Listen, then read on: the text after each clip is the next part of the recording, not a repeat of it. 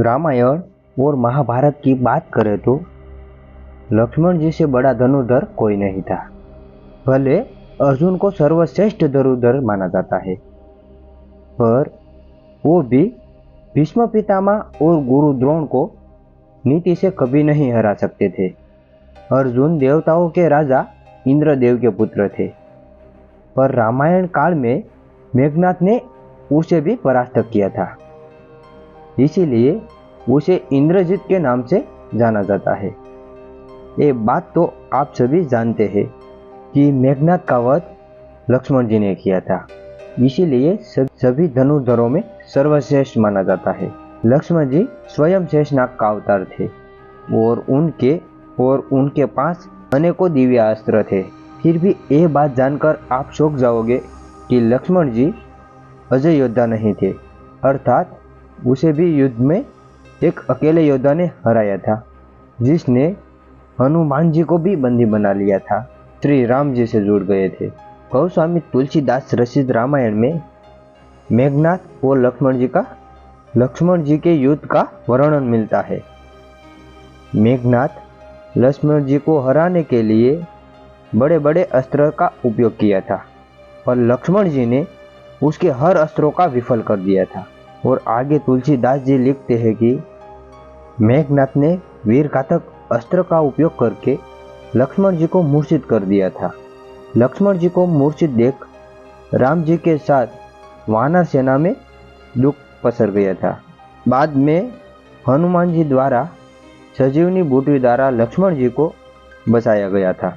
वही वाल्मीकि द्वारा लिखित रामायण में बिल्कुल विपरीत है। वाल्मीकि के अनुसार लक्ष्मण जी और मेघनाथ के बीच भयानक युद्ध हुआ था। वह युद्ध 3 दिन तक चला था। बाद में विभीषण की सहायता से लक्ष्मण जी ने मायावी मेघनाथ का वध कर दिया था। अपने पुत्र की मृत्यु से क्रोधित होकर रावण ने अगले ही दिन विभीषण को मारने के लिए भयानक बर्छी का उपयोग किया था। लक्ष्मण जी ने अपने बाणों से उस बर्छी को विफल कर दिया था, विभीषण का प्राण बचा लिया था। लक्ष्मण जी के इस दखल अंदाजी से रावण के क्रोध में घी का काम हो गया और रावण के सामने उसके पुत्र का हथियार आ गया था और वो लक्ष्मण जी से अपने बेटे मेघनाथ की मृत्यु का बदला लेने के लिए बेचैन था और उसके वीर घातक बर्छी से लक्ष्मण जी को मूर्छित कर दिया। जैसे कि तुलसीदास रामायण के अनुसार मेघनाथ ने लक्ष्मण जी को मूर्छित किया था और वाल्मीकि रामायण के अनुसार रावण ने लक्ष्मण जी को मूर्छित किया था।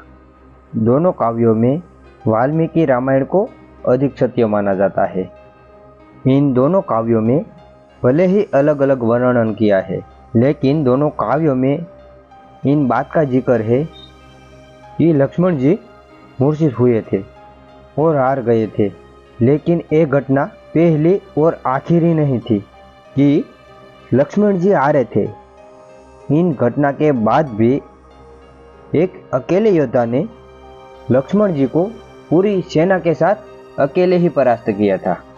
तो चलो जानते हैं इस योद्धा के बारे में। आप सबको मालूम है पहले से ही कि लक्ष्मण जी को हराने वाला इस महान योद्धा कौन था, तो प्लीज कमेंट सेक्शन में जरूर बता देना। और नहीं जानते हैं तो चलो वीडियो को स्टार्ट कर लेते हैं। रामायण के युद्ध के बाद भी राम जी के जीवन में शांति का वास नहीं हुआ था। अयोध्या के राजा बनने के बाद प्रजा के आज्ञा के हेठल अपनी धारिया सीता माता को त्याग दिया था।